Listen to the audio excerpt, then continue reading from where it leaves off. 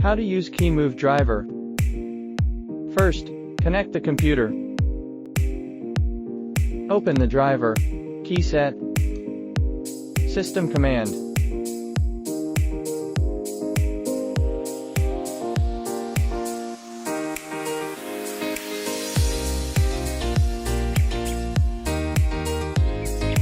Multimedia.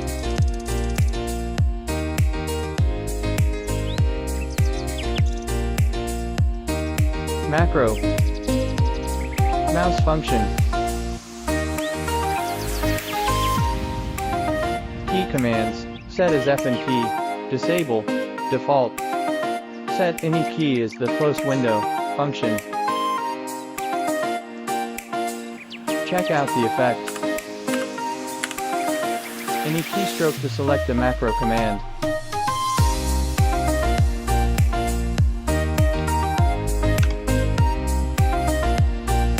Type any text.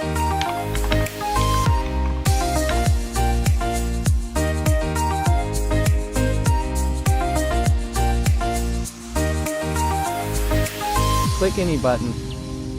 Select the macro you just created.